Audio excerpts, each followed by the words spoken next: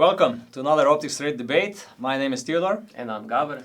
So Gabor, we are going through all the questions that we received on our emails regarding aimpoints, and today we are going to talk about Aimpoint Comp M4. Yeah. So previously they were called M4H and M4S. Yeah. Now I think it's only Aim4 and Aim4S. The difference is only in the battery position, either lower battery position or upper battery position. They all have the same clicks, the same turrets and so on. So what are the most common questions that we receive in this topic? Well, we often get asked about the click values, which is the topic that we're going to discuss today. So maybe you can tell us a little bit about the click values. Well, in general, with aimpoints, the click values are a mess, almost we could say, because every single model has a little bit different click values. They also provide different resources for every model so that the zeroing is as easy as possible. And with M4 models, all three M4 models, the click value is basically 16 millimeters on 100 meters. Okay. But because this is a red dot, which is rarely zeroed at 100 meters, that means if it's 16 millimeters on 100 meters, it's 8 millimeters on 50 meters and 4 millimeters on 25 meters. Yeah. Okay. What's also very interesting is that together with the dots, Aimpoint also provides targets, where you have the squares on them, which are exactly in those values that the clicks are. Yeah. So you print it out and... Yeah. Okay. But you have to print it out in correct scale. Of course. Because with this, for Comp M4, it says 1 8 millimeter square equals 2 clicks in 25 meters, and below it says 1 8 millimeter square equals 1 click at 50 meters, and 2 squares equals 1 click on 100 meters. Okay. So I think Aimpoint actually provides this in scale on their website, so I'm pretty sure about that. Okay, so maybe you can tell us a bit about applying clicks. How do you actually do it on the device itself? Is it done by hand or by a tool? With most of Aimpoints, it has to be done with some sort of tool. Yeah. You usually get this tool, the standard Aimpoint tool, with the red dot sights, but not with an M4. It's because not provided here, yeah, this is a professional red dot sight made for the army. So it's basically meant that you use coins for first to unscrew the caps, which are nicely connected to the turrets, and then to apply clicks on the turrets itself. So only by hand it will not work. You need some kind of tool or a coin. What's really interesting is that not all coins work. Because for our European subscribers, you can tell which coins do work. With euros, it basically works with all the coins up to 10 cents of a euro. So if you have 20-cent coin, it doesn't fit anymore. It's already too thick. Okay. And also 1 euro, 2 euros, 50 cents, they don't work. So we have 5 cents, it works nicely, and 10 cents is perfect. 10 cents really fits nicely. And also the clicks are nicely audible.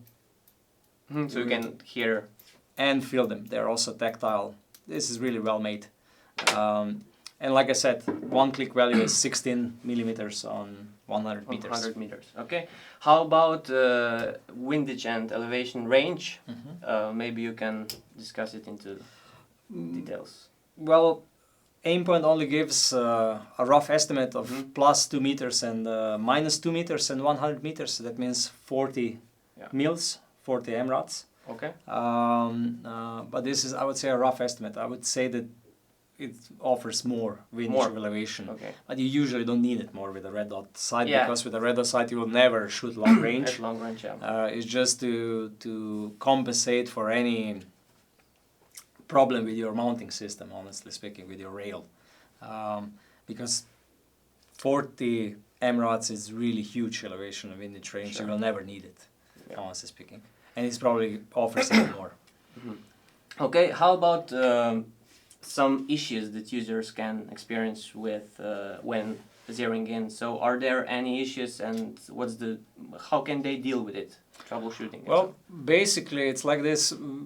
We sell Aimpoint for 10 years already. We never had a complaint regarding the loss of zero or that clicks wouldn't work. It is true that every Aimpoint has a individual click value, which, let's say, 16 millimeters on 100 meters. It's a really odd, unusual click value. Yeah. I think it's only used by Aimpoint and no one else.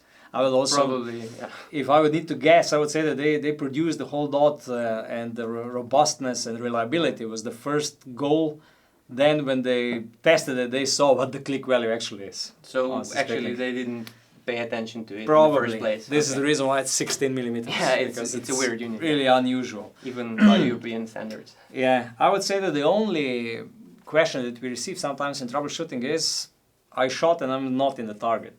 What can I do? Because the elevation and windage range is so high Mm-hmm.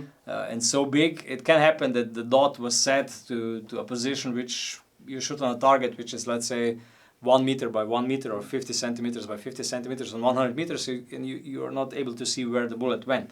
So this is the reason that I would say the best thing is to try at 10 meters. It's 10. Yeah. Okay. Pick a really big target, Mm-hmm. shoot it on 10 meters and you will see where your bullet lands, and then you are able to apply clicks, and then when you're somewhere near the center at 10 meters, then you go to 25 meters and onwards. And then you group it and Yeah. move it upward. And then you do the fine tuning, the really fine adjustment of zero at, let's say, 75 meters or 100 meters or 50 meters, because this is a red dot. Some users prefer 50 meters to zero. Okay. Also on targets, you see it starts at 25, 50, 100 100, yeah. by all the markings on them. Yeah. I personally usually do 100 meters to zero with a red dot, even though it's a little bit challenging because there is no magnification and it's really hard to see the target in 100 meters. Mhm. But still, it is possible, it is achievable. If you have a little bit of experience, it's not that hard. But it's best done at smaller distances. But if you Yeah. don't find the first shot where it is, go on 10 meters. Mhm. On 10 meters, you will definitely see where the bullet landed. Lands. Okay, so basically you can print out the map, the target, some coins, and you're good to go. I think Yeah. this pretty much covers it. Thank you for watching. If you have any questions, leave it in the comments below.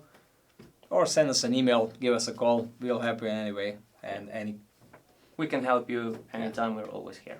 Okay, thank you. See you. see you in the next one.